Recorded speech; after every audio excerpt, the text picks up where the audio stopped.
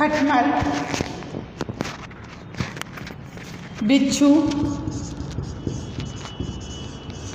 कान खजूरा, मगरमच्छ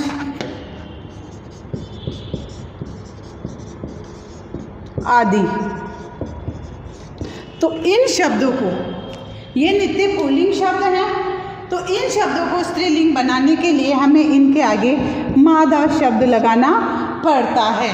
जिस तरह से स्त्रीलिंग शब्दों को पुल्लिंग बनाने के लिए हमने उनके आगे नर शब्द जोड़ना पड़ता है, उसी तरह से नित्य पुल्लिंग शब्दों को स्त्रीलिंग बनाने के लिए हमें मादा शब्द इनके साथ जोड़ना पड़ता है। जैसे मादा खटमल, मादा बिच्छू, मादा कान खजूरा, मादा मगरमच्छ आदि। तो मादा शब्द इनके आगे जुड़ जाता है।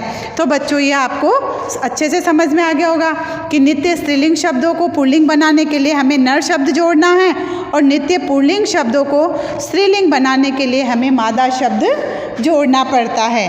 अब हम पढ़ते हैं पुल्लिंग की पहचान।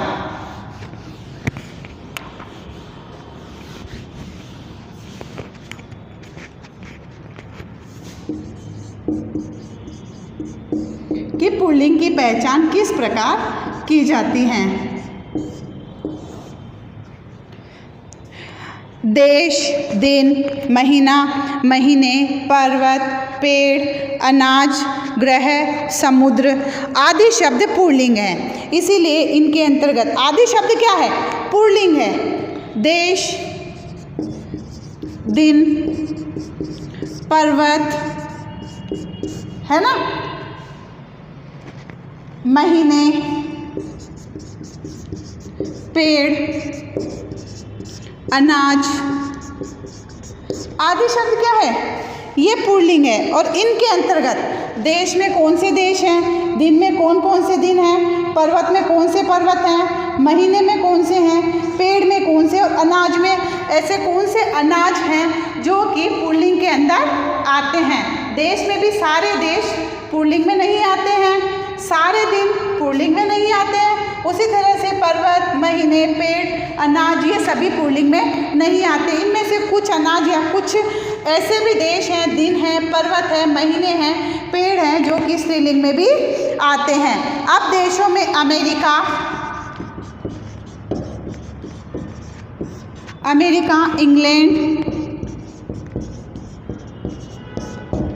इंग्लैंड, जापान, पाकिस्तान,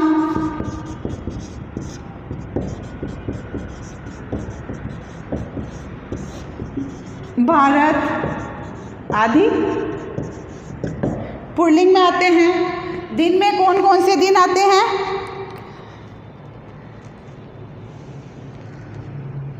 दिन में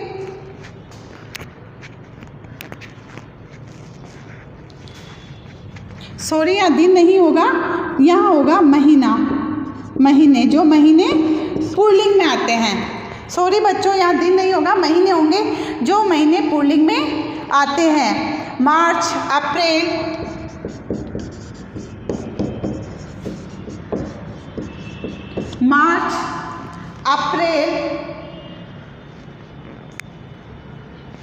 दिसंबर, नवंबर, दिसंबर आदि और भी हैं इसमें। तो आपको सिर्फ उदाहरण के तौर पर मैं यही बता रही हूँ। इसी तरह से इन्हीं के हिंदी महीनों के नाम भी आते हैं। आषाढ़, बैसाख, चैत ये आते हैं। और इसमें जनवरी, फरवरी, मई और जुलाई ये अपवाद है कि इनको ना तो हम स्त्रीलिंग में रख सकते हैं, ना ही पुल्लिंग में रख सकते हैं। पर्वतों के नाम में हिमालय, कैलाश,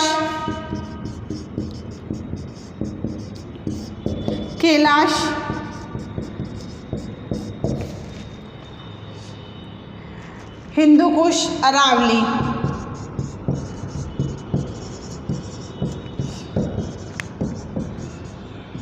ये आते हैं पुल्लिंग में। ये आते हैं हमारे पास पुल्लिंग में। पेड़ों के नाम में आम, जामुन,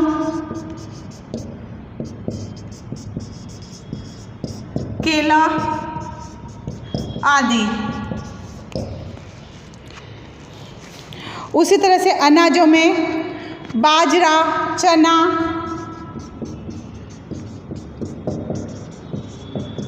गेहूं आदि ये आते हैं पुल्लिंग में।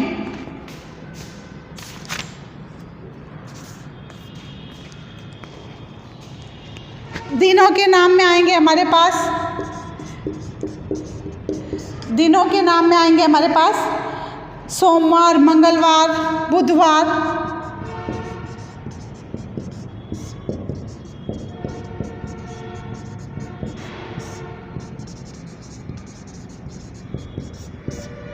बुधवार और रविवार ये पुल्लिंग शब्द हैं।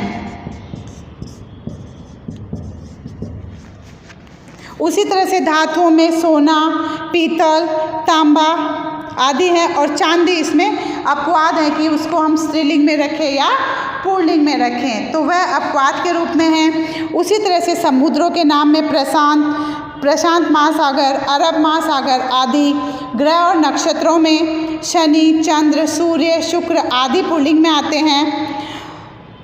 तो आस, आर, पार, पा, पन, तव आदि प्रत्ययों वाली भाववाचक संज्ञाएं भी पुल्लिंग में आती हैं। आस में जैसे विश्वास, संन्यास, इसमें आस प्रत्यय लग गया है। त्रास, विन्यास। उसी तरह से आर में प्रकार, विचार, प्रहार, आकार ये भी पुल्लिंग में ही आते हैं। पा शब्द से जो शब्द बनते हैं मोटापा, बुढ़ापा, तो वो भी इसी में पुल्लिंग में ही आते हैं। पन शब्द से बने शब्द, जिन शब्दों में पन प्रत्यय लगता है वो भी इसी में आते हैं। लड़कपन, बचपन, बड़प्पन, अपनापन, तो ये भी पुल्लिंग में ही आते हैं। बहुमूल्य पदार्थों के नाम हीरा, मोती, जवाहरात, पुखराज ये भी पुल्लिंग शब्द हैं। उसी तरह से वर्णमाला के अधिकांश वर्ण क, ख, च, छ, ज, ट और ऐसे कई शब्द हैं जो पुल्लिंग में आते हैं। अकारांत शब्द भी उसी में ही आते हैं, मन, पहाड़, जंगल आदि। तो ये हुई हमारी पुल्लिंग की पहचान। अब हम देखते हैं स्त्रीलिंग की पहचान।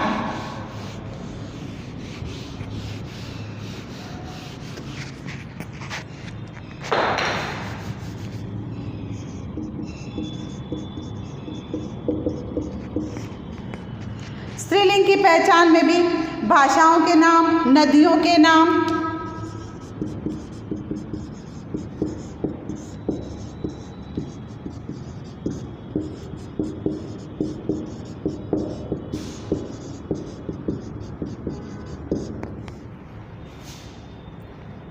लिपियों के नाम, तिथियों के नाम,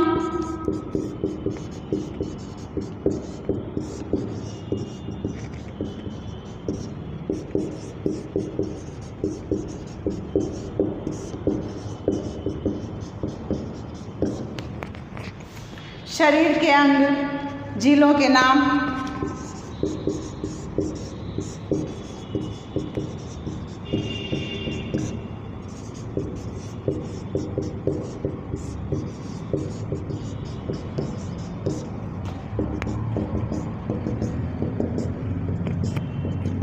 अब हम सबसे पहले पढ़ेंगे स्त्रीलिंग की पहचान। भाषा, लिपि, झील, नदी, तिथि आदि शब्द स्त्रीलिंग होते हैं और इनसे जुड़े या इनके अंतर्गत आने वाले नाम भी स्त्रीलिंग होते हैं और इनमें भी हमें कुछ अपवाद अवश्य मिल सकते हैं। अब भाषाओं में असमिया, मराठी, रूसी, असमिया, मराठी, रूसी, हिंदी, जापानी,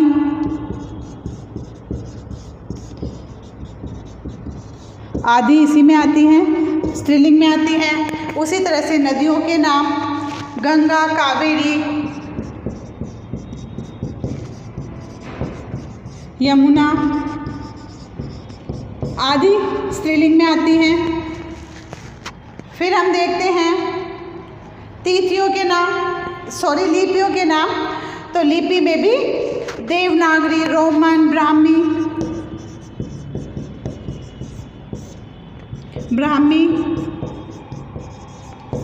रोमन आदि जो है वो स्त्रीलिंग में आती हैं।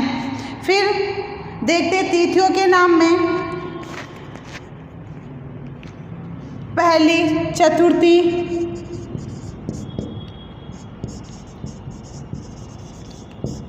पूर्णिमा आदि भी स्त्रीलिंग में आती हैं। फिर शरीर के अंग में गर्दन, जीभ, उंगली आदि स्त्रीलिंग में आते हैं। झीलों के नाम डल झील, बड़कल झील, डल झील, बड़कल झील,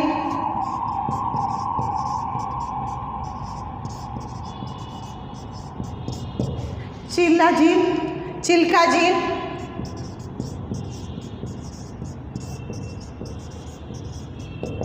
आदि स्त्रीलिंग में आती हैं। फिर हम देखते हैं आई, ती, जिस तरह से पुल्लिंग शब्द में आस, आर, पा, पन, त्व ये प्रत्यय पुल्लिंग में आते हैं। उसी तरह से आई, ती, बड़ी ई, आवट, आहट ये प्रत्यय जो है स्त्रीलिंग में आते हैं। जैसे आई से बना चिकनाई, गरमाई, लिखाई, ऊंचाई आदि शब्द आई प्रत्यय से बन रहे हैं। उसी तरह से कृति, रीति, मुक्ति, नीति, गति, स्तुति, भक्ति तो यहाँ ती प्रत्यय का प्रयोग हो रहा है। उसी तरह से बड़ी की मात्रा वाले शब्द गर्मी, सर्दी, गरीबी, देनदारी, लेनदारी तो ये सब स्त्रीलिंग में आते हैं। आवट, लिखावट, सजावट, थकावट ये सभी शब्द भी स्त्रीलिंग में आते हैं। आहट, गर्माहट, चिल्लाहट, रुकावट, गर्माहट, घबराहट, झुंझलाहट, थकावट ये आदि शब्द भी स्त्रीलिंग शब्द ही है।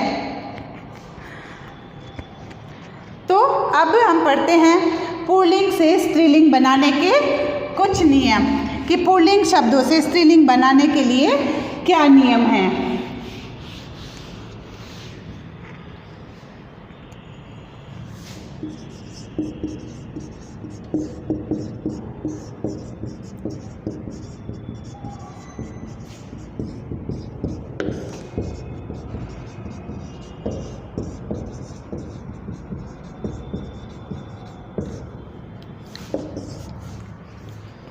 आ प्रत्यय जोड़ने से लिंग परिवर्तन होता है।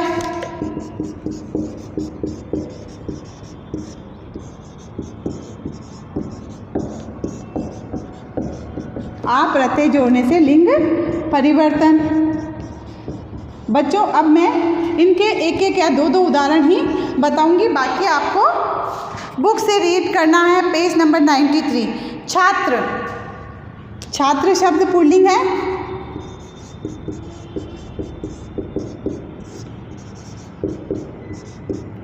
छात्र शब्द पुल्लिंग है। अब इसको स्त्रीलिंग बनाने के लिए हमने क्या किया, इनमें आ प्रत्यय जोड़ दिया तो शब्द बन गया हमारे पास छात्रा जो कि स्त्रीलिंग शब्द हो गया। अनुज, हमने आ प्रत्यय जोड़ा, छात्र हो गया अनुजा। उसी तरह से महोदय पुल्लिंग शब्द है, इसमें हमने आ प्रत्यय जोड़ा, शब्द बन गया महोदया और ये शब्द हो गया हमारे पास स्त्रीलिंग। उसी तरह से दूसरा नियम पढ़ते हैं हम, बड़ी ई जोड़कर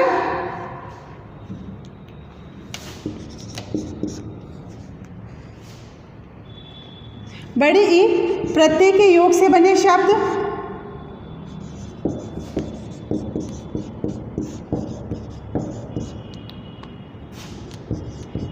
से लिंग परिवर्तन।